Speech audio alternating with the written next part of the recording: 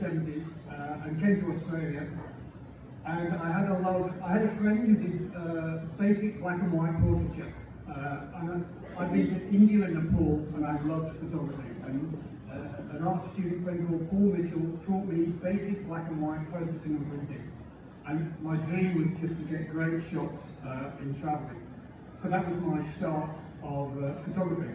I then moved to Sydney in the late 70s, early 80s, and I was a chef at the Sydney Opera House and the Gazebo Hotel in King's Cross.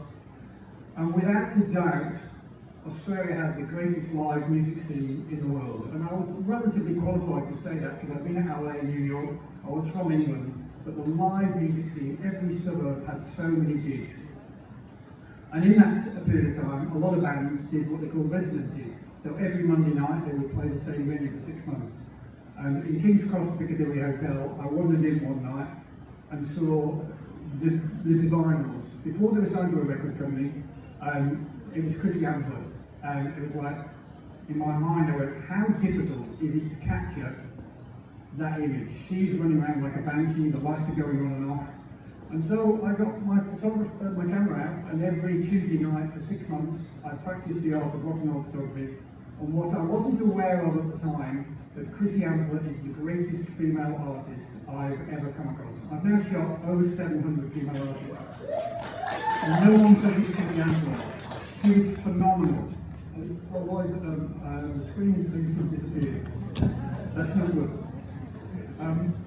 I'll still waffle about Chrissy Amford. So Chrissy Amford was just an amazing performer, and the reason I say she's the greatest female performer I've ever come across, I bumped into Chrissy Hine in Primrose Hill in London not that long ago, but we sort of know each other by, as in we recognise each other, and Chrissy Amford's name came in, and she said to me, I threw her off the bill at Narara, because she goes, there's no way I'm following that. That's how great Chrissy Amford was. She was just phenomenal. And as a consequence of that, the manager, after about 3 or 4 months, said, "Oh, we want to look at your contact sheets." I was so embarrassed and not sure. I didn't show my contact sheets, but within 2 weeks I did, and the photo that wasn't there, and hopefully we'll come back in a minute, did. They bought it, and they bought it for the pricey sum of $20. And it was used as a poster. I was very happy, and just to show you how naive I was, they told me they put my name on the door. I thought, wow, that's great, my name is on the door. And in my head, it meant somewhere they had a wall where they'd scribbled my name because I'd helped them. And the manager caught me paying to get in. He said, your name's on the door. And I said, well, yeah. I said, no, you don't have to pay to get in. So as a consequence, I then realised I don't have to pay for gigs anymore. And that was the beginning of my career as rock and roll photographer. At the same time, I was also really, really lucky, because that was the beginning of street press. In Melbourne it was beaten in press, and in Sydney it was on the street in drum media. And I immediately went there and offered my services. And they said, yeah, we absolutely. There was no motivation with money, and I was photographing anybody and anybody that would move. And so consequently, I was photographing bands all over Sydney. I came to Melbourne around the mid-80s. And to this day, I've always recognised that Melbourne had a better live music scene. Sydney was great in the 80s, but Melbourne was always the better live scene. There was a cliched saying that a lot of people used to say that the best bands came from Melbourne, but they had to go to Sydney to get a record deal. It would be fair to say that when mushrooms started blooming, that sort of changed. But Sydney was an amazing live music scene. While we're sorting out the technical issue, I'm going to waffle on a little bit about that live music scene. To give you an indication of how great it was, The Cure came in 1982. They weren't a big band at that point, and they played Sydney for 3 months and never played the same suburb twice. There was that many venues. And I always remember Robert Smith being told, oh, you're playing a pub, and he being slightly disappointed, saying, oh, we're playing a pub, because he's English. He had an image of a pub, small little town with 50 people, and he played Selina's at Cookie Bay Hotel, which held 1,900 people. And at that point in time, that was the biggest gig The Cure had ever played. And he went, who the fuck calls this a pub? Massive. And he would have done the same in Victoria and every other state.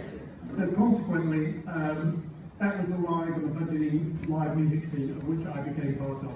I'm just going to take a quick break while we try and see what's going to happen with the screen. One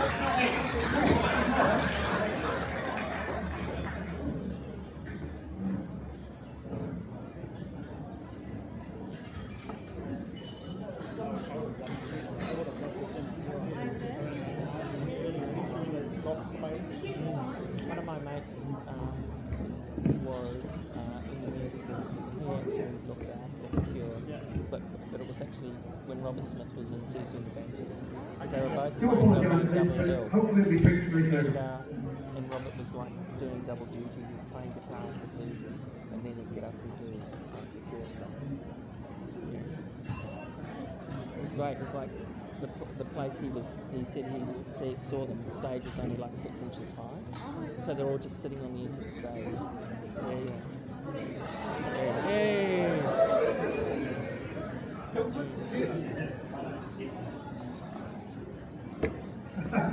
That was good, wasn't it?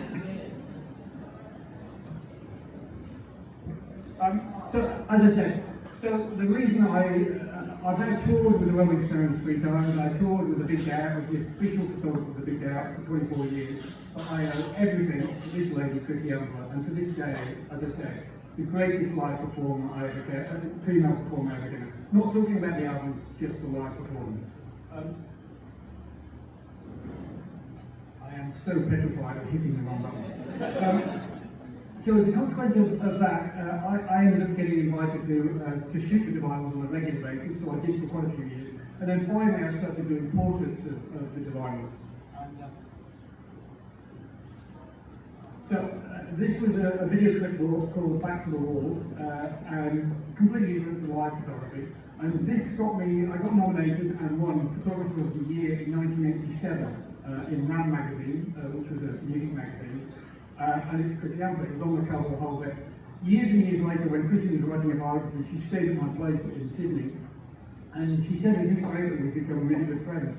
And the one thing I'm going to say about Chrissy is I never considered myself as a really good friend, because even within months before she passed away, she intimidated the shit out of me. I was petrified of her.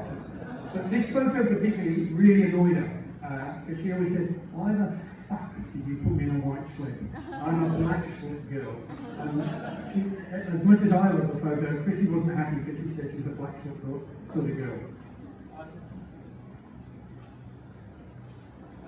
So, as I said, I was doing live photography, and particularly for people who are photographers in the room, this is in the days of film, so you got maximum 10% back, and it's literally 125th of a second. This is midnight oil. And the frame before this and the frame after this are really average, but this is the moment.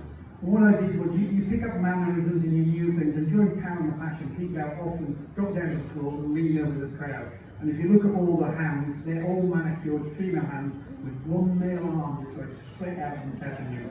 But it was literally a moment. This is Johnny Wong at the Hall Pavilion.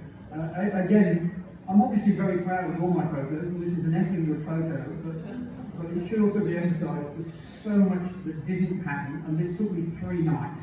And the reason it took me 3 nights, that's a fluoro light that gave off so much light, I was overexposing, and in those days there was no pitch between the audience and the band. It was literally punks pogoing on top of my head. And as Johnny Robbins there, and I'm taking photos, I'm like, it took 3 nights to get it, but eventually I was very proud of it. It got used a lot, and about 5 years ago, Johnny Lydon emailed me and he bought it for his biography because it's one of his favourite photos, which just makes me extremely proud.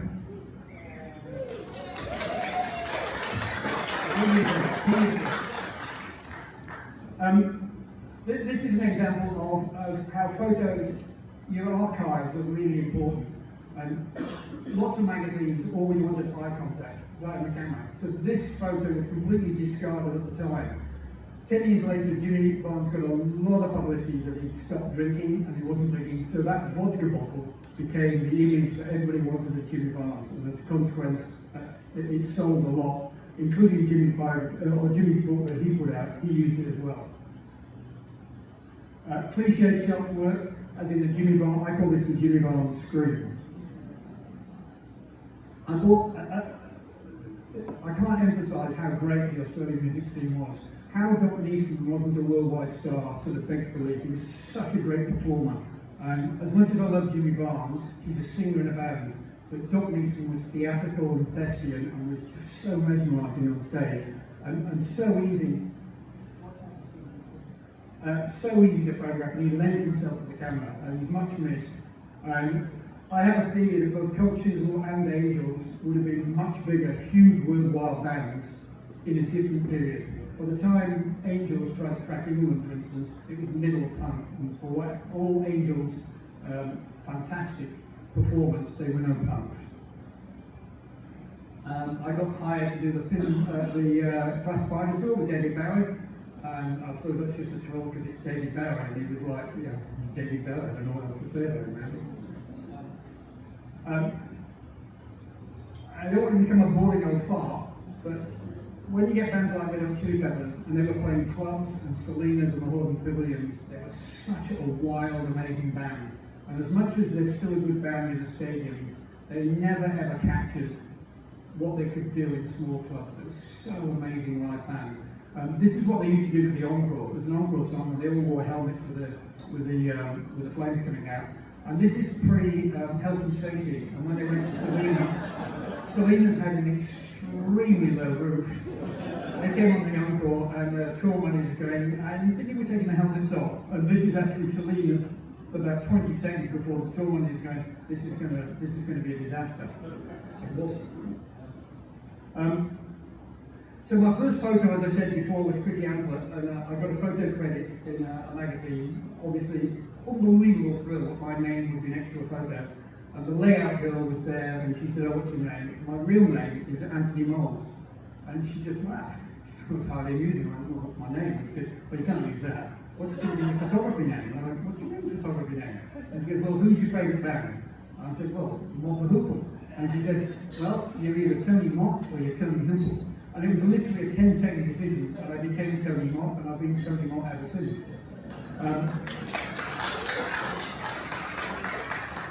Everybody needs a Mott the Hoople. Mott the Hoople are my, obviously, favourite band. They're cult. It's very difficult to people who don't know them to express why they're my favourite band. But there's many reasons personally for me. They were the first band that turned my head when I was a student. I saw them live at Sheffield University. I just loved their stage presence. Someone once described them as gloriously shambolic, and that's a fairly good description. And then when Ian Hunter, the lead singer, went solo, his solo albums always spoke to me. And the two main solo albums would be, he put out an album called All American Alien Boy, and it was about an English person going to America and not quite comprehending the local culture. I just moved to Australia, and it was I had the same sensation. And then even up until very recently, I got very lucky in life that I was in my mid-40s before anybody very close to me died. And then someone died, and my grief was so huge and incomprehensible to me. And at the same time, Mick, David Bowie's sidekick, who was also Ian Hunter's sidekick, he died. And Ian Hunter put out a song called Michael Picasso, which is about death and grief. And it just so spoke to me, and that's why I am a huge Mott the Hoople fan. And Mott the Hoople are referenced in many things that people don't know. The opening line of R.E.M's Man on the Moon is "Everybody needs a Mott the Hoople." Martin Scorsese has referenced Mott the Hoople on several times. The opening line of "Alice Doesn't Live Here Anymore" is a girl saying, "Turn that fucking Mott the Hoople off." So Mott the Hoople, everyone needs a Mott the Hoople. Everyone's probably got a Mott the Hoople, but it's not necessarily Mott the Hoople. Anyway, that's how I got my name. I love him to death. So as I progressed in rock and roll photography, it started not being live, and it became sessions. And I put this photo in. This is a band called The Triffids, fine band, and I was so useless at what I was doing. I just presumed rock stars knew what they were doing, so that when you turned the photo, they would pose. And I put them under this brick sort of like archway, and they stood there, and I stood there. And I took these photos, and when I sort of gave them to the magazine, they said, "Well, they're not doing anything, you're not doing anything." I went, "Oh, that's how they were stood." And I realised, you have to take control. You're in charge, it's your images. And I learned relatively fast. And also with musicians, they're not models. You're collaborating with them, and also they're not often comfortable in front of a camera. I got hired by Tex Perkins to shoot the Black Milk album cover, and he set up a sort of like an altar, for want of a better word. And then the band had a band meeting, and this is Tex Perkins' squat in Ballroom in Sydney. And as the band had a meeting, I turned around and went, that's going to look like a fabulous band shot. And it turned, really, with no planning or anything, it became a really good shoot. The band themselves got heaps of mileage out of it. And what's really amusing about this shot, it was the gatefold in the album cover, lots of publicity, lots of front covers. Years later, Noiseworks employed me, and they said, oh, we want to reproduce the piece of bourbon, that gatefold, we love it. But they hired a stylist, and I said, that shot, there's no styling, that's his squat. There's nothing's been done, and their effort was, or my effort with them was pretty pathetic. This is yet another one from the same shoot. As I said, I got so much mileage out of the shoot. This is an example of cliches can work. This is Tex Perkins. Tex Perkins, just to show again how great the music scene was in that period. Tex Perkins was in 34 bands in the late 80s, early 90s. Some of those bands only played 2 or 3 gigs, but he's still in them. Cruel Sea, Cruel Sea is basically a happy accident because he was the lighting guy for Cruel Sea, who were an instrumental band, and he loved them so much he started adding lyrics. And this is an example of how a cliche works. Cruel Sea, a bit of sea in the background, and they use this as their publicity shot. You also get used to that, even though you're the photographer, when you do a photo session, there's a record company, there's a band, there's a publicist, there's a manager, and everyone's got their ideas. This was a shoot I did with Powderfinger, and for whatever reason, this is completely rejected by whether the band or the record company, someone produced it, and I loved it, but they didn't love it. And you have, as a photographer, you have to get used to that. But for years, every time I saw Bernard from Powderfinger, he'd go, how you doing? How you doing? You all right? But yeah, it never got used. And you got used to that. The first international band I ever did, or very early on, this is not the Eurythmics, just looks like the Eurythmics. This is a band called The Tourists, and they toured Australia, and it was a disastrous tour. The bass player died, overdosed, a roadie died, and the band split up. But I was hired by the record company to do a shoot with Tourists, and they were in Wagga Wagga. And when I arrived, I was told it's not over, they just don't exist, they've split up, literally. But Dave Stewart met me in the hotel lobby, and I ended up just doing portraits with him and Annie, and he said, we're going to go back to England and we're just going to do something together. So it's really the first photograph of the Eurythmics before they're going to be Eurythmics. Oh, by the way, feel free to get up and get more drinks. You're not going to disturb or interrupt me, drink away, heckle, do whatever you like. It's a free for all. So back in 1987, I got unbelievably my first really lucky break, and that was, I was living in Redford, and it's pre-mobile phones, and I got a phone call on the answering machine, and this guy called Tony King, and he said, I'm Mick Jagger's manager, and we're looking for a tour photographer. I listened to the message and thought, which idiot from a hometown pub has left a stupid message on my machine? And for 4 days I ignored him completely, and then finally, luckily I was at home when Tony King, the manager, rang and said, are you too cool to tour with Mick Jagger? And it's like, I scored the gig, and thank God I was in the second time. As a consequence, I toured the Stones 3 times. And I also learned very early on that the bigger the band, the more generous they were, and the more they were into you getting what you wanted. It was still really, I had to pinch myself that shit, that's Mick Jagger and Keith Richards in front of me, but it was touring with the Rolling Stones. It was unbelievably fantastic. I describe the Rolling Stones as the yin and yang of rock and roll. An example of that is on a European tour, it was their 40th, 50th anniversary, and Jules Holland, a television presenter, came in and they were doing a documentary. When we were in Paris, we went out with Mick, and we went to a nightclub, but there's no 2 ways about it. I would never have been let in a million years. And we were just looking around, and they were just models, and they're beautiful people. We're being given beautiful champagne, and it was beautiful. When we went back to the hotel, I remember Jules Holland saying, I've never been into a club like that. 4 nights later, we go out with Keith, and we go to the shittiest area of Montmartre, where prostitution and drug dealers are on first-name basis with Keith. And even Harden Rolling Stones crew going, maybe put your cameras away, because this is a bit dodgy down here. And we ended up in a blues club, and it was fantastic. But it was also like, Mick and Keith, both in the same band, but very, very different. I had to shoot everything. This is taken at the Melbourne Cricket Ground, and my Melbourne story for the Rolling Stones was the state government had given Rolling Stones at the time permission to play the Melbourne Cricket Ground, so they had to do a meet and greet with the I was going to say the president, but the premier was Jeff Kennedy. And so they had to do a meet and greet, and the band went, oh, Jesus, we have to meet and greet, but they had to do it. And they had a trick. I'm the tour photographer, so there's no other photographers in the room, and their trick was, when any member of the band said to me, hey, Motty, you're looking a bit tired, I had to just disappear, and that was their trick. But they do the meet and greet. Anyway, they're doing the meet and greet, and Jeff Kennett's wife, whose name escapes me, Felicity, she's there with her friends, and at some point she starts tugging Keith for a photo, and she just turns around, Keith turns around and says, I don't know who the fuck you are, you stupid cow, but just fuck off. But Mick immediately goes into damage control, puts his arm out there, and she's like, and they sort of, and we do a couple shot, and literally at the end of that shot, Mick said to me, hey Molly, you're looking a bit tired, and that's my cue, I've got to go. But again, a story of yin and yang. My great story of Mick Jagger is, a lot of people don't know that Mick Jagger is half Australian. His mother was a fourth generation Australian. She lived on the Parramatta Road in Petersham in Sydney.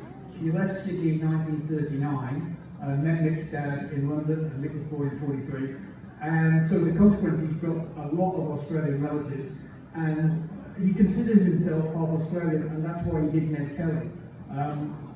The other great Mick Jagger story I got from that was, we had him in a Cobra and in a dry as a bone, and I'm in a hotel room, and it's just myself, his manager, a makeup artist, and we're going for about 10-15 minutes, when all of a sudden the manager says, oh, phone call, and Mick's there, and Mick's going, yeah, I have, no, I've organised that, no, I haven't, and I turned to the manager and said, who the fuck's Tony Mott? He goes, that's his mom from London.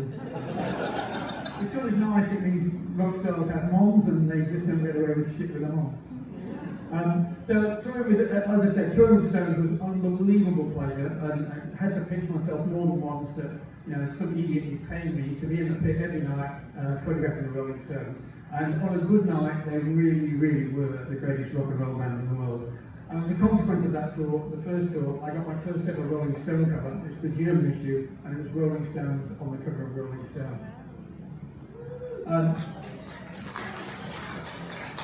Elvis Costello. The reason that I'm successful, or I'm aware that I'm successful, is I'm not the greatest photographer by a proverbial mile, but I do get on with musicians. And a lot of fashion photographers are unbelievably skilled photographers. They're used to working with models, and when you hire a model, they're paid to do what they're told. You can't do that with musicians. You're collaborating with them, and whenever you meet someone, I always advise new photographers, if some record companies give you 45 minutes with Elvis Costello, spend the first 15 minutes just saying hello, maybe talk about music, whatever, and just get some sort of rapport. But also, Elvis Costello regards rock and roll photography as a necessary evil. So as a consequence of that, he likes it to be simple. This is at a sound check at a theatre, and for me it was great because the sound check ran out for about 2 hours. So I was literally getting a personal concert from the great Elvis Costello. He came down and profusely apologised. It's like, mate, fucking Elvis Costello concert. It's for me, it's brilliant. So that's literally, the fact that he literally just walked off stage and one simple line, it worked. And the next photo will be, this is outside his hotel room slightly later. So it's just making it easy. This is a story of rock and roll access. So I was traveling with a big day out, and Avril Lavigne's management said, we want you to go to Japan and shoot a DVD cover, album cover for Avril Lavigne, which I had no problem with, and they paid me to go up. My first mistake was, it was March, I just finished a big day out, it was quite hot, and I got on a plane in Sydney here, and it was snowing when I arrived in Tokyo. I forgot about that was the first thing. I stayed in a hotel that is Lost in Translation, and I basically lived Lost in Translation for a week. It was the most bizarre week I had. First of all, every time I went through the lobby, it was a very posh hotel, staff would bow at me, and when they bow at you, you must bow at them. And then they bow again, and then I bow again, and then I bow again. And what I hadn't been told was, he who buys first must bow last. But no one told me that, so it used to take me an hour to get through the bloody lobby. The second strange thing was, the record company wanted it to be Japanese, it had to be look like Japan. And so they wanted Japanese calligraphy, but they didn't want the cliche neon lights. But I found an old Buddhist graveyard with lots of Japanese calligraphy, but it was in what can only be described as Tokyo's rough shithole end. But when I told the girl from the record company, as in B&G Tokyo, she was appalled that I might shoot in the rough end of Tokyo, because Tokyo is beautiful with lots of modern buildings, and it didn't matter what happened, every time we got into the car, she wouldn't take us there. We never got there. We finally ended up shooting on, we took a bullet train and we shot that, but the album cover, I point out they paid me big money, that's it. It's just a simple live photo, but I got paid for it. The final thing that happened there was, Avril Lavigne is massive in Japan, and the tour finished, and the record wanted to take her out for a big night out, and they took her, Avril's only wish was a live band, so we took to this live club. It was a great live club, there's a band in the corner, I was at the bars having a few drinks, and this Russian lady started chatting to me, and I thought, mate, I've still got it, I'm going on, we're chatting, mate, and I'm thinking, I think I'm under stars orders here, this is great. And then all of a sudden the tour manager came and told me, he said, okay, get all your gear, we need to get out of here. I said, no, I'm happy, I'm okay. He goes, no, we're going to go. It's a bloody brothel. I never ever did see the Russian lady again, she just disappeared into the ether. But they were petrified, because Avril at the time was about 17 years old, and in Canada, it would cause a slight scandal. But for whatever reason, the record company interpreted that Avril was gay, and there's anything wrong with that, which is not, and they just took us to a brothel. Japan, weird. I put this in as examples of sessions. This is Little Birdie, and it's shot in Melbourne, and I did 2 shoots the same week. Little Birdie, we storyboarded it for many, many weeks, and Katie, the lead singer, wanted a real 60s feel. We got a stylist in, and we were going to and fro about what we were going to do and exactly how we were going to do the shoot. And at the same time, the same week, I was shooting, and I knew Little Birdie, I'd met them several times, so there was lots of discussion. At the same time, I was shooting the drones. I was staying in the Hotel Windsor down on Spring Street, and I'd never met the band, and I said to them, so what I'm going to do is take a couple of photos, and then we'll go in the bar, you'll look at them, and you'll say what you like and don't like, and then we'll do the shoot. They said, yeah, that's fine. Meanwhile, back at Little Birdie shoot, at the Little Birdie shoot, we're still doing lots of different shoots. The Little Birdie session was 2 days, 9 to 5, like lots of hours. And the problem with that is, little Katie the singer loves having a photograph taken, doesn't get bored. The guys are going, are you finished yet? So your job is to carry it. Meanwhile, so this was the example I gave to the drones. I downloaded it, I went down to the bar, sat down, and they said, these are great, and they left. They said, these are great, we don't need it anymore, that's it, and they just left. Meanwhile, I'm still shooting Little Birdie. And the point of this is that neither one or the other is right, it's just different bands have different ideas and different ways of working, and you just have to, you go with the flow. And that's the final publicity shot that the drones used. I'm now going on to Eccentric Characters Part 1. And this is Perry Farrell from Porno for Pyros, and it was on the big day out. And I used to go to the big day out to Auckland, and I used to do a lot of pre-publicity photos before we went around the country. I put a bit of canvas and a simple studio bow and lights, and it's very simple. Anyway, Perry came in, and I was introduced to him, and Perry said, it's great, we're working together, but have we got any trust? I said, we've got trust. He went, no, I need to know there's some trust. He said, I want you to close your eyes.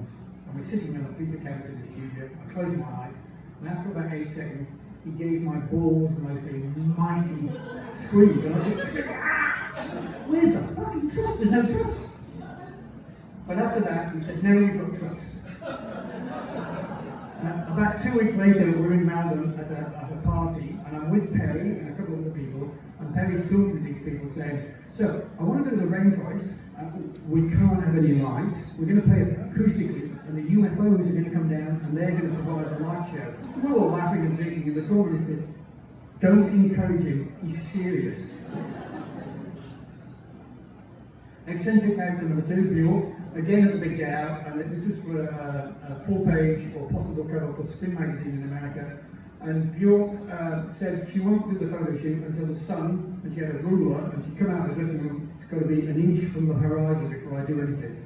And I keep knocking on the door, every time she come out, not low enough. And in actual fact, she was right, because it was low enough, and this is the resulting. Oh, as I'm doing the photo, she goes, so what's the portrait? And I said, I want to capture all that eccentricity and all that really weird thing on stage. She said, I don't do anything weird on stage. I said, well, you pull all those. She goes, no, I don't.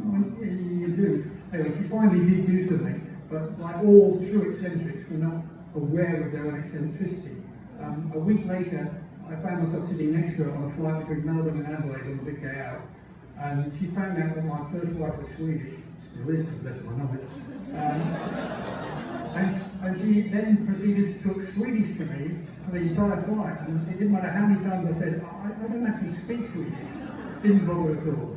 Eccentric character number 2. Green Day are a great band to shoot because they're not image conscious, they don't mind pulling faces, and they just jam it up, so it makes it very simple for you. My only problem with this shoot was this was in Brisbane, and they all got really bad sunburn, and so I had to underexpose it, but they're still a really easy band and a great band to shoot. Yeah, as I said, the eccentric sort of and the pulling faces, no problem. Eccentric character number 3. So this is Ozzy Osbourne, but this is not MTV The Osbournes. This is him as the lead singer of Black Sabbath. And I was doing the front cover of Kerrang! And I arrived at the hotel lobby, and Sharon Osbourne was his manager, not famous at that point, and she said, Ozzy won't leave his room. It's got to be shot in his room. I said, yeah, that's all right, I'm going to put the canvas down, one light. I went in, I'd never met Ozzy before, and this man sort of shuffled in, and I thought, oh, Jesus Christ, how much is he aged? As soon as you put the camera on him, he just lit up. And there was no problem shooting, it was all great. And then, I've been shooting for about 15 minutes, and I knew I'd got what I needed, but I just said to Ozzy, is there any chance I could just open the curtains? I should emphasise, at this point, he's been in the hotel for 3 days on a promo tour. The record company spent a lot of money on this hotel room. He opens the curtains up and he goes, fucking hell! The opera house, the bridge, look at the bloody view, Sharon, come and look at the view! He's been there for 3 days, he's never opened the curtains. As a consequence of that, he said, oh, let's go outside, it's like the opera house on the bridge. So I got a bonus on the fact he opened the curtains, but a lovely guy, possibly not with us. Photos of, when you're photographing Lucinda Williams or Sarah McLachlan, you've got, it's a huge effort because they're not comfortable in front of a camera, and you've got to make a lot of effort to make them comfortable. But when this was shot at my house in Sydney, in Redfern, and the record company girl, and he arrived, and when he arrived at the door, he went, hi, I'm Brian. And he didn't look like any Brian I'd ever met before. And he had a case of contact lenses with different colours, which he popped in. He really did them. He loved the dead flowers. And within 5 minutes, he was talking about Marilyn Manson in the third person. So he said, Marilyn Manson won't go outside. And Marilyn Manson likes the dead flowers. And as eccentric that is, within 15 minutes, I was going, will Marilyn like a cup of tea, or will Marilyn not like a cup of tea? And you end up talking in the third person. Anyway, it ended up on a front cover of Kerrang! And yeah, I was very happy with it. But the emphasis being on, it's very easy to shoot someone where the image is right in front of you. But very proud of it. So I got to shoot Ben Harper, and this is in the back streets of Newtown, Sydney. And he was very, very pleasant. And then all of a sudden he turned to me and said, and he looked behind him and he said, I wasn't expecting that. And I said, what, the average artwork? He goes, yeah. I said, don't you like it? He goes, no, it's great. He said, I just wasn't expecting it. I said, oh, yeah, I'm in Newtown. I mean, he goes, but we're in Auckland. I went, no, you flew in this morning.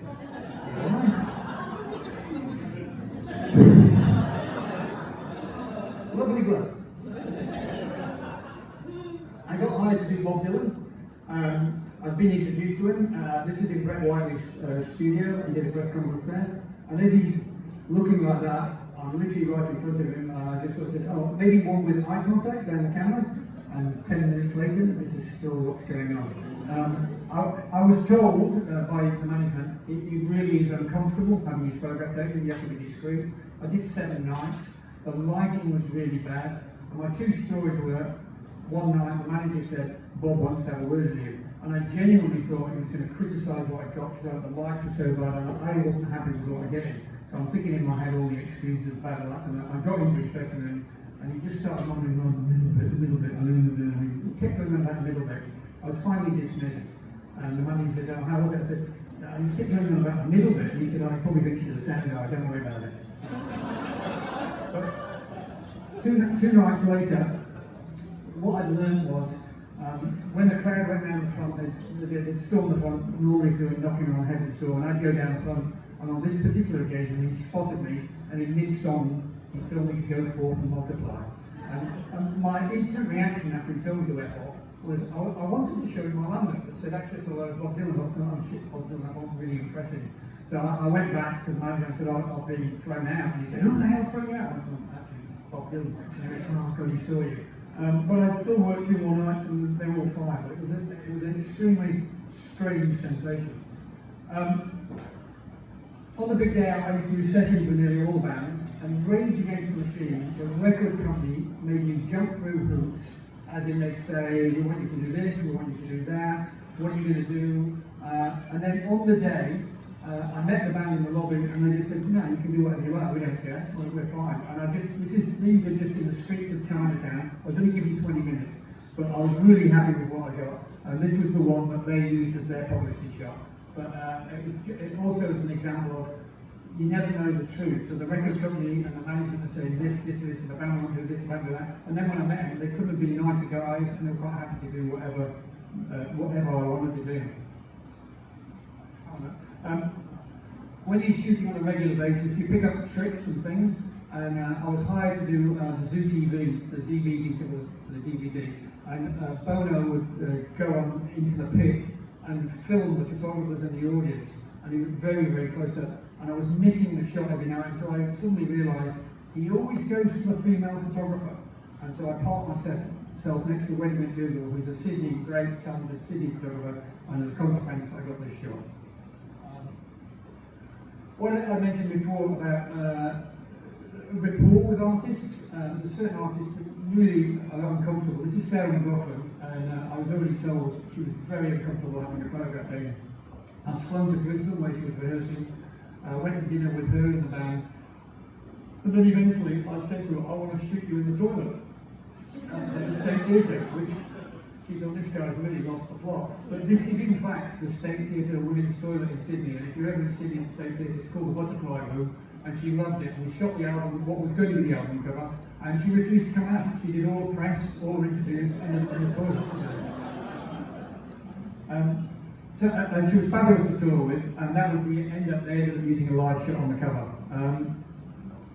And now I'm talking about covers. So when you get hired, as I said before, you're the photographer, and obviously you're taking a photograph, but you're not 100% in charge, you're certainly involved. So I knew Living End were going to get a cover of The Big Day Out, and I got some what I described as fabulous live shots, and to me that epitomised the band.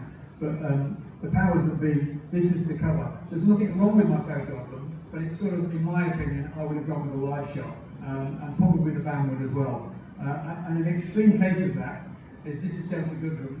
It was relatively easy on the eye and not difficult to shoot, but she hired a makeup artist, a stylist.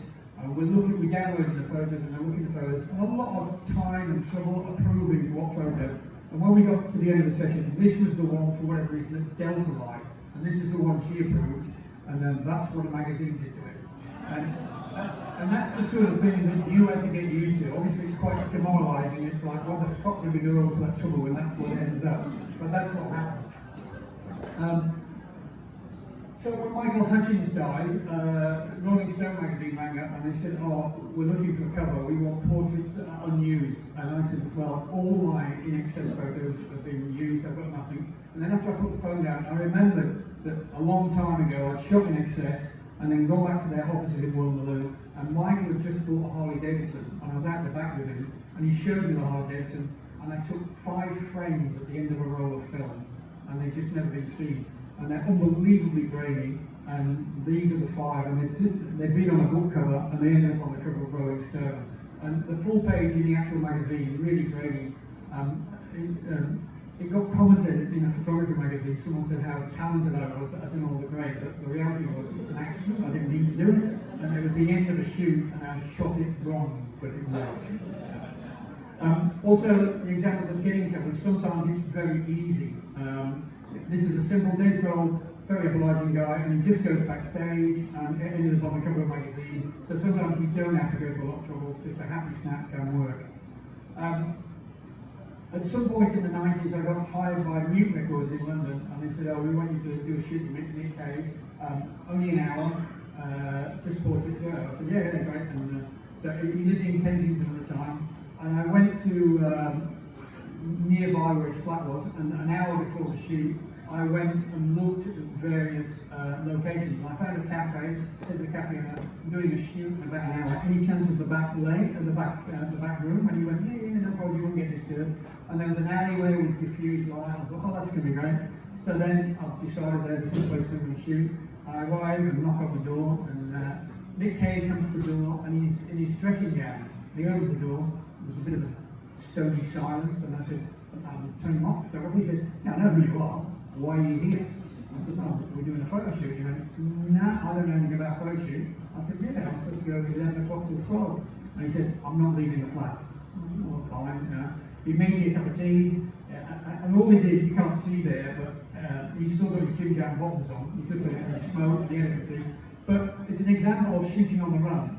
It was beautiful available light in the window, and I did a series of photos just there, and they worked out quite well. I got a front cover, and they used it as a publicity shot.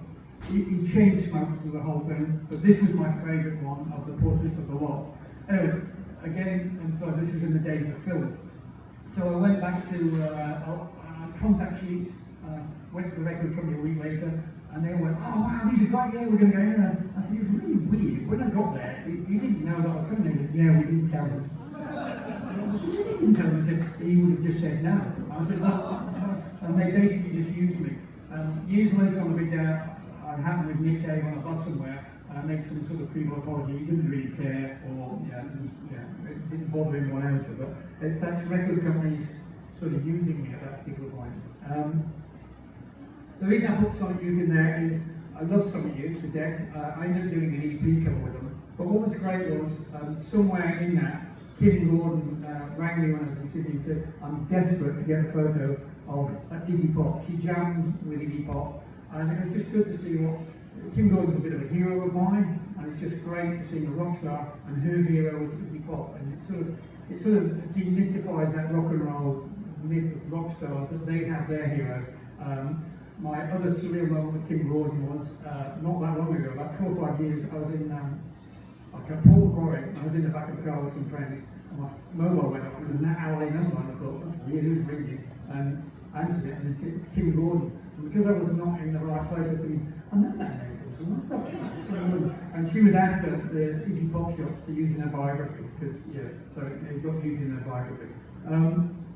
This is on the steps of the state, whatever it's called, State Parliament in Melbourne. And I did a great shoot with Sonic Youth there, with the trams going down the back. So I shot Sonic Youth on the steps of Parliament House. Sinead O'Connor, this is backstage at Glastonbury, and I just love the green Irish princess t-shirt, so I asked her for a quick photo, and after I'd just taken it, and again, this is not photos, this is just backstage somewhere, and she said, "We've met before," and I said, "I did a session with you in Sydney," and she said, "So I need to apologise?" And I said, "No, you were fine." And she said, "Oh, I often apologise to people I've met before," which I found a bit surreal. It's always great when a band sets fire to themselves for the opening number. It's just the dream of every photographer. And this is Ramstein Big Garrett. They set fire to themselves on the opening number, and that makes your life as a live photographer great. I'm going back all the way back now to Chrissy Ambler, and as I said, we were friends at the end, and she set up the Breast Awareness Foundation, and every other year we were doing shoots where we're doing I Touch Myself, and I was presented with females to, you'll see in a minute why I'm going to say what I'm going to say. I've tried nude photography, as in people making, I'm not very good at it, and Wendy McDougall taught me that you've always lit faces, but now you're lighting bodies. But I Touch Myself was a different kettle of fish because it's not completely new. But Abby May this is. And also it's about how you shouldn't presume about people. Abby May is a fairly quiet girl. Her music's very, folky. Completely comfortable taking taking my top off and having a photograph taken with, one breast hanging out, no problem at all. Whereas Christy Hughes, who was in Machine Gun Fellatio, it would be fair to say that Christy Hughes takes her breasts out every second gig. And yet when she was being photographed, she was very, very self-conscious. I mean, it's not an easy thing to do to just, be half naked and have your breasts out. But it's quite funny that someone who's very charismatic and takes her breasts out on a regular basis was uncomfortable, whereas Abby May wasn't. I ended up shooting, this is Virginia Lilly, who's a rock and roller, and that's an immense toilet that I've always wanted to shoot in that men's toilet because of the state of it. And this is Thelma Plum. This was my favourite photo of the whole shoot. So going back to the nude photography, when I was in New York, at some point I was at a dinner party and there was a model there. She'd seen my photos, and I don't know how nude came up, but she offered her services, and being an idiot, I went yes. And I'm just looking at the table, what can only be described as a beautiful woman. And then when I shot her naked, I made a beautiful woman look quite unattractive. It's not an easy art form. That's why photography is so great. There's so many different forces. I can't do nude. Rolling Stone magazine do a hot issue, or they used to do a hot issue once a year, and I was up for doing it. And they were trying to persuade me to do Deborah Conway, semi-naked for the hot issue, and Deborah didn't want to do it and just said it's so cliche that they want to do that. And between us, we worked out who's the most unlikely person you'd ever see half naked. And we came up with Ronnie Pino from Die Pretty, who I knew quite well, and he was up for it completely. And we ended up shooting him in a really sleazy place in Glebe. And this was one, and this is the one that got used. And it's basically a backstage pass pinned to his pubes saying access allowed. It sort of came back to backfire on us. Number one, I've forgotten the Melbourne guy that used to do the Letterman type show. What was his name? Steve Izard. I ended up going on Steve Izard to defend it. And Steve Izard, I found a peculiar man in so much as he seemed to think there was homoerotic connotation to this. And I just said, it's sort of just supposed to be funny. It's sort of like a backstage pass into the pubes. What he didn't know was, at the time, I also had flowers gathered to his backside. So it looked like flowers were coming out of his backside. It's just humour, it didn't mean anything. Unfortunately, the band never forgave me. They put a new album out, and everywhere they went, there was kids at the front with pictures of Ronnie half naked. They were getting a bit pissed off. But I enjoyed this shoot. I thought it was a great shoot. I thought it was funny, and Ronnie Pino was such a great character. And yeah, it sort of worked. But a nude photographer, I am not. A few years ago, I put another book out called I've got Rock and Roll is the Trainspotting. And at the beginning, I said that the reason for the title is I used to be a train spotter, and I'm not embarrassed by it. And train spotting was ticking off numbers. And once you got the number, you didn't want the number. And I felt the same with rock and roll stars. Once I'd shot Madonna, and I thought we got a good shot of her, if Tom Waits and Madonna were coming to town, Tom Waits is who I want because I've never shot him. Anyway, I put in the book very lightly that my nemesis was Paul Kelly. I love Paul Kelly, admire him hugely, but I'd never got what I considered a great shot of him, and that was the end of it. Anyway, my very good friend, who I believe is in the room, Paul Gilman, told Paul Kelly this and said, have you read what he said about it? And then the clock goes forward 2 months, and Bill Cullen, who manages Paul Kelly, said, oh, we want you to do a shoot with Paul Kelly down in Canberra. Can you go down in Canberra? I said, yeah, no worries. And he said, oh, here's Paul's mobile number. And I thought that was strange, because normally it's a tour manager. He said, no, Paul will meet you in the hotel lobby. And I met Paul in the hotel lobby, we got in the car, and I said, look, I've rented a couple of pages. And he said, yeah, fine. We went to a railway yard, we took up a couple of photos, and then he brought up the subject. He said, so, you've never got a great shot of me? And he told me that Paul had told him. So I said, look, you know, it's nothing to do with you. Your music beats the photo 10 times out of 10. And the fact that I haven't got what I consider a great shot is not your problem, that's my problem. And normally with Paul Kelly, you do about 20, 30 minutes, and he normally says, do you think you've got enough? And he goes. On this day, he wouldn't stop because he wanted to get the great shot. And eventually, because of the time we're doing it, this was the shot that he used, that he picked for the publicity shot. I still don't regard it as a great shot. It's still Paul Kelly, and he's great, and I still admire him hugely. I probably haven't got the heart to tell him. But this is my favourite Paul Kelly shot, and it's the first one I ever took, and it's as a coloured boy and girls back in the 80s.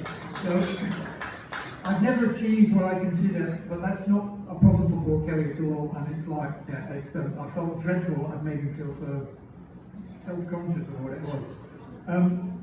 Bon Jovi's in there because he's disgustingly good looking and you can't take a bad photo of him, and he's a disgustingly nice guy. Strange. So I avoided the digital age. I kept shooting film and finally I went to the digital age.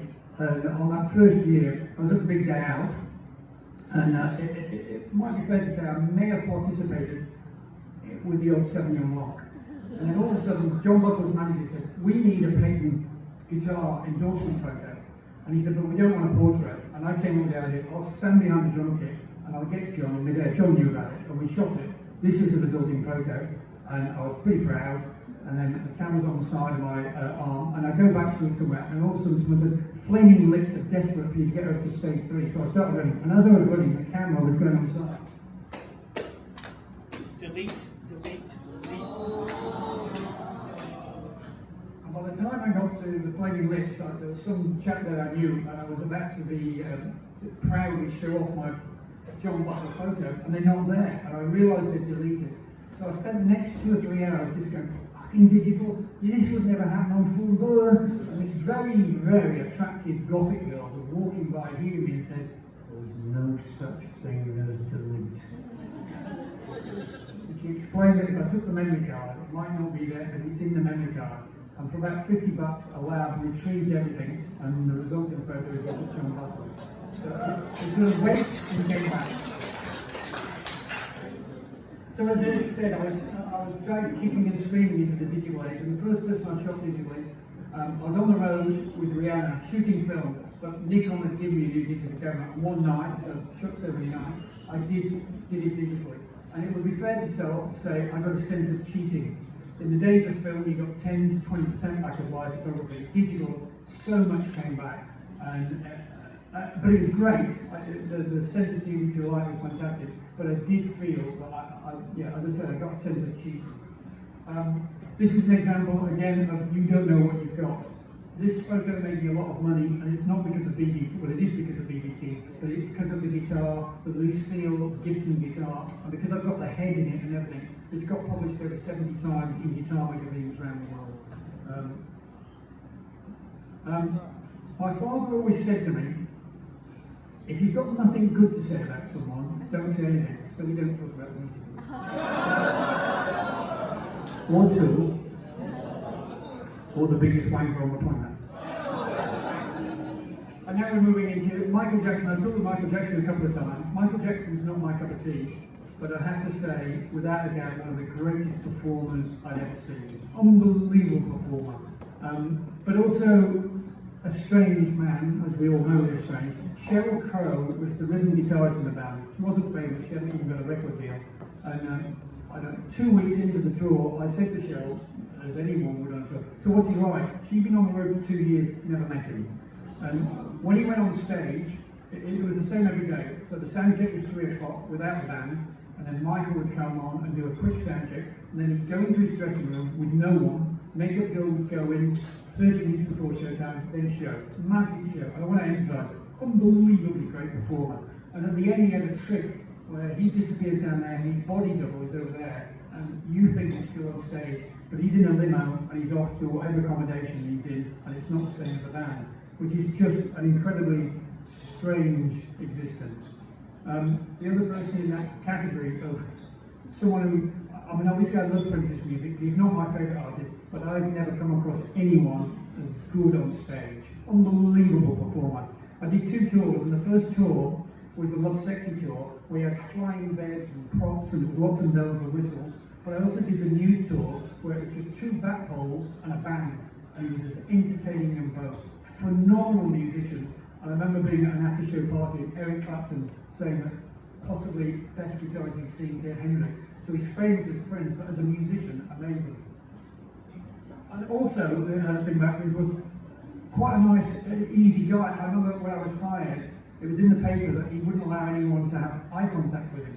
And I thought, shit, that's not going to be easy for a photographer. But the reality was, he was very open, and he asked me a couple of times about how the photos were going and explaining what he wanted. But he talked really nicely to musicians, but couldn't talk to the media. But an amazing, amazing performer.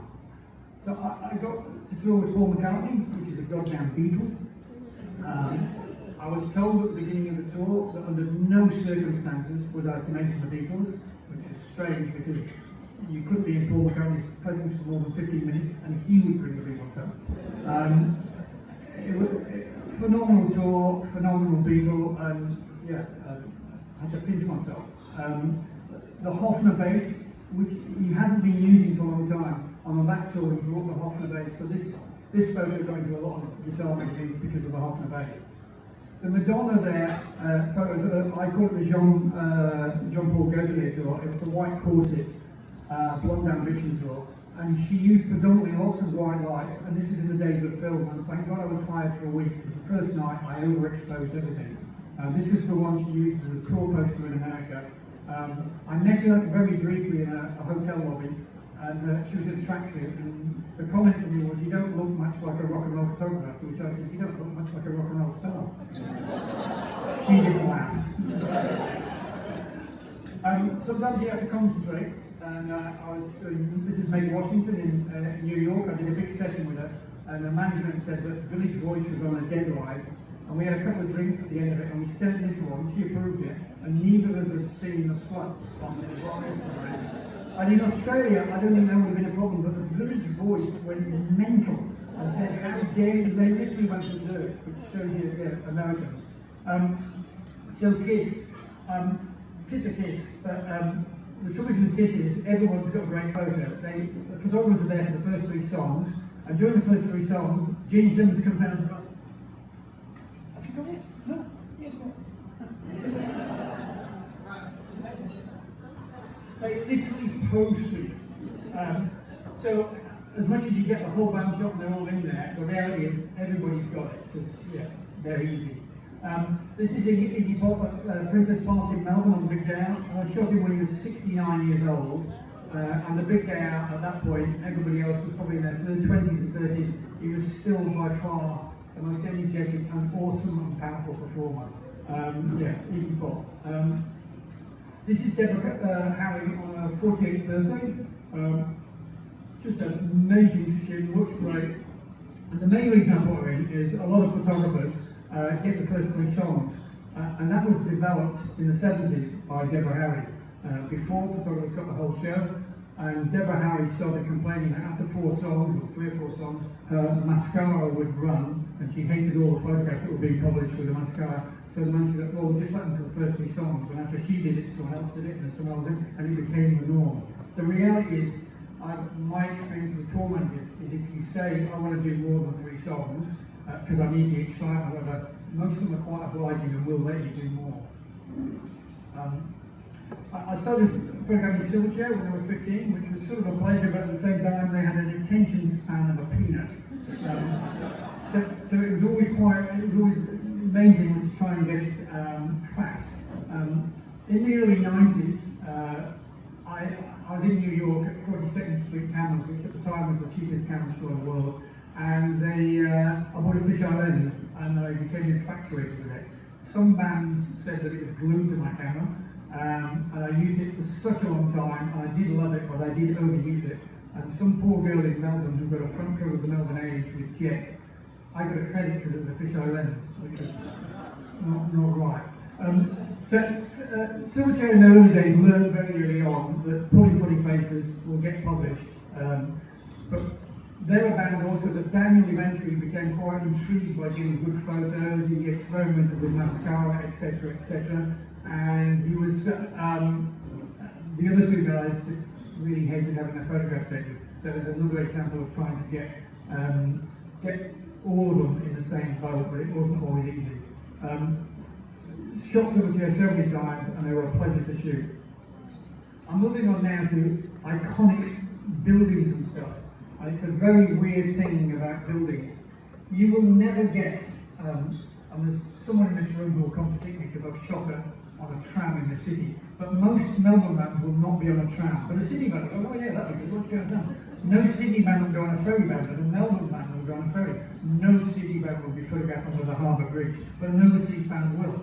So it's just, and in New York, no New York band would have a New York skyline, but anybody from overseas will. So it's just, I just find it a conundrum This is 33 in top of an apartment in New York. And yeah, they had no problem having the New York skyline in the background. So it's just peculiar that people are embarrassed by their own iconic image. Salt and Pepper demanded that I took shots with the Opera House and Bridge in the background. Janet Jackson. And then this is Crowded House, their last ever concert the first time around. And what was great about this was, it was supposed to be on a Saturday and it rained. So they did the sound check, and these two photos are the sound check from the day before. And Neil Flynn and the band were really great, as much as about 200 fans who couldn't make the next night, some of them had flown international, whatever, so they did what can only be described as an 8-song private concert, and it was sort of quite special. It was fantastic. It's a pity no one recorded it. The funny thing about it was they had to do a live cross to Hey Hey It's Saturday, and Richard Wilkins was there, and the band were about to do the cross, and there was a guy going, or when Paul Hester, behind God love him, behind the drum started going, why the fuck are we doing Hey Hey It's Saturday? We never did it. I fucking hate that show. And you could see Richard Wilkins panicking, going, and now they've got rid of the fucking ostriches. That was the best thing about it. And to this day, I don't know what went to where, but Richard Wilkins wasn't cool. I was like, oh, panicking. But that was the sound check before. Anyway, it was a beautiful concert. I find it quite amusing that some people say there's 240,000 people there. The Opera House steps couldn't hold more than 50,000, but it's a free concert, so they exaggerate numbers. But it was a special night. This is Veruca Salt. This is a very modern story. So during COVID, I was doing homeschooling 2 twins who were 11 years old at the time, so I was going slightly insane. And to relieve my boredom and insanity, I started scanning lots of old photos, and on Facebook I would post A with a funny story. It got a great reaction. At one point, The Guardian in London decided to buy it and syndicated it in a story. And when I got to V, it was Veruca Salt. And I did a session with Veruca Salt, and it was quite peculiar, because it was the two girls, and I knew I was getting what I considered great shots. And then Louise, went away to take a phone call. When she came back, she was obviously a different person. She was sort of like a bit teary. And I just said to her, if you want to take a break, I've got heat, and she disappeared. And then the other girl said to me, she's just been dumped by Dave Grohl by text. So she's pissed off. Anyway, the photo session was great. It was all that. They then went to Splendor on the Grass, and I saw them play, and they were phenomenally, she was obviously very angry, and she never stopped talking about Dave Grohl and what a bastard he was and all that. Then they came back, and this shot was in Alfred Park in Sydney, the benefit concert, and I got this shot, and this is the one I posted with that story. Anyway, got quite a reaction, whatever, until eventually, embarrassingly, I got an email from Louise Post herself, and she was a bit pissed off about the story. I was immediately apologetic. I said, I'll take it down, and she said, it didn't happen like that. And then after I took it down, I thought, well, actually it did. No part of my story was a lie, and she did it. She told, and there's actually, you can go on YouTube, and there's lots of footage of Lucas Hotman doing Dave Grohl stories. Anyway, it was all right, but a week later, then I got a second email for her saying, oh, I've calmed down a bit, and it's fine, and you didn't have to take it down. She goes, but what I really want is that print. She goes, I think that's the coolest shot I've got of me, and I really want it. And I printed it and sent it to her, and she told me the reason she wanted it was she had a 14-year-old daughter who thought her mother was completely danged, and she wanted her to see that my mom was cool once. And I thought it was just a really beautiful ending, and it also made me feel ill because I thought, she's got a 14-year-old daughter, bloody hell, time has flown. But that's my Veruca Salt story from that photo. We're sort of coming to the end now. This is Queen at Nebworth, and that's 240,000 people in a field. You always get asked who your favourite bands are. Obviously not the Hoople. For me personally, it's my main favourite band. But the greatest performer I ever saw, without a doubt, was Freddie Mercury. He knew how to work a crowd. He'd also got lots of vaudeville tricks. He used to split the audience to the left and the right, make the girls sing, the boys sing. And about 4 songs in, he'd always go, he'd wave at someone in the crowd. And you think, after I'd done about 8 nights, I realised he did it every night. It was just a trick, because everyone in the audience go, he knows one of ours. He's one of ours. Freddie was not one of you. When he was in Rio, homosexuality was still illegal in Rio, and the police made a fatal mistake of visiting backstage and telling Freddie you can't make any homosexual, references. So he immediately put on a dress, went to the front of the audience, 240,000, and said, "I'm gonna fuck every one of you up the arse." And turned around to the police and went. The police didn't do nothing. So this is 240,000 people in Hebworth. I was very young, it was in my early days. I got the photo pass from a girl at EMI in London, and I'd been there for about 3 or 4 hours, status quo, big country with a sport act, and all of a sudden in the back there was a tanner that said, "Tony Mott," and the voice said, "Tony Mott," I don't know, fuck, they've worked it out, I shouldn't even be here. I went into the tent and the girl said, "You're a helicopter pilot since you haven't been up yet." I went, "No, I haven't." I thought, "What's the pain?" So I went to the helicopter pilot, and the helicopter pilot immediately said to me, "Are you the Aussie guy?" He got baffled by the accent. I said, "Yeah, I'm Aussie." He goes, "Oh God, I've had some wankers who don't know how to shoot in a helicopter 120 feet a second." Is that right?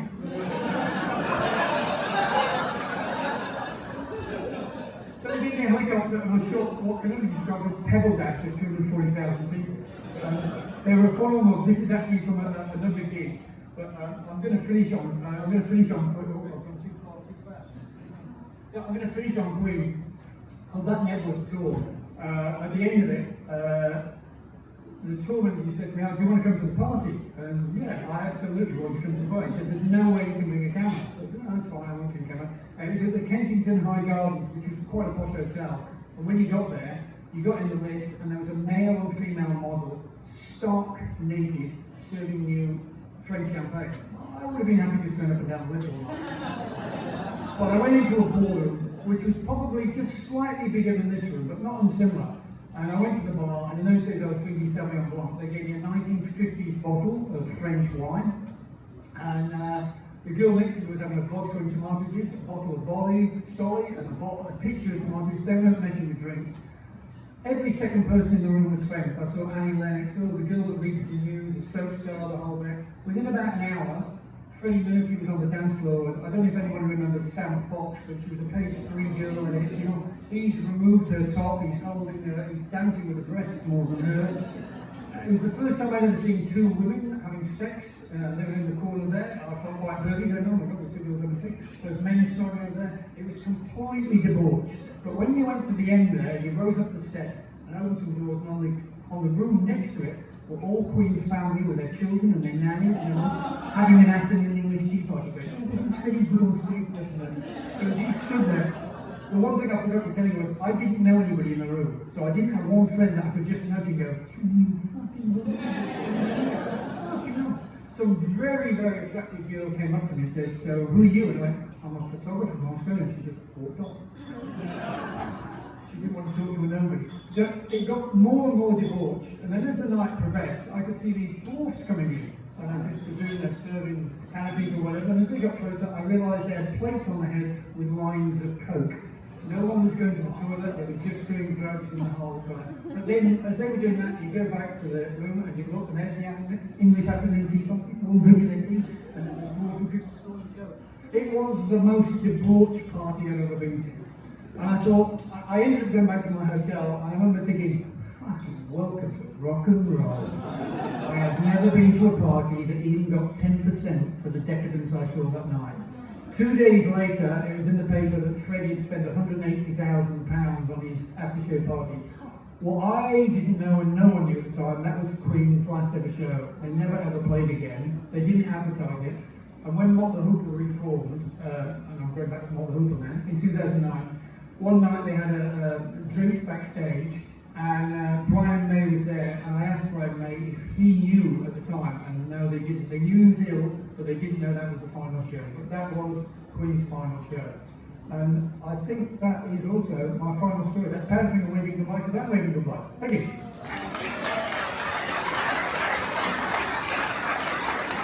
If anybody wants to ask me questions, feel free. Has anybody got any questions? You have to shout, I can't see. No? Oh, absolutely. Good question. Regrets, I have a few. I've got one minor regret was not putting film in the camera when I was about to shoot Guns N' Roses. That was probably a pretty, that's just incompetence, but not really about just incompetence. But my biggest regret was the Nirvana on the big day out. So Nirvana did the big day out, and I went to shoot it, and it wasn't that great a performance. There's a bit of a myth about Nirvana and the big day out. But 2 days later, they played the Venetian Club, and unbelievably fantastic performance. But when they played the big day out, they played the big day out under unbelievably bad lighting. It was, I've got about 4 really good shots from that night, but not great. And I was talking to the manager of Nirvana and stuff, and he said that's how they like to play. The lights, we don't do better lights. So very demoralised. Again, emphasised it's in the days of film, not digitally. So when they played the Venetian Club 4 days later, I got the laminate and I got permission to do the whole show, and I just thought, oh, it's not worth it. And like an idiot, I was very attracted to some girl, and being a wanker, I said, oh, I'll go to London for Nirvana. And I took a girl to see Nirvana and the Venetian Club, and they came on stage, and I got what the fuss about Nirvana was. They played awesomely, and I didn't have an effing camera, and it was lit up like a fucking Christmas tree, and I never saw the girl ever again. She disappeared into the crowd. So that's easily my number one regret, not shooting Nirvana. Nirvana contacted me not long after that, because Dave Grohl to this day says that's one of the best 10 gigs Nirvana ever played, and the gatefold sleeve of the next album, Utopia, is from the Venetian Club. I had a photo pass and was given what I could do, and I didn't go. And I think that's my biggest regret, and it's very close to being my only regret. That's not so bad. I'm going to be here. If anybody would like to buy a book, I will be over here available to buy books. But thanks very much for coming. And yeah, thanks very much. Cheers.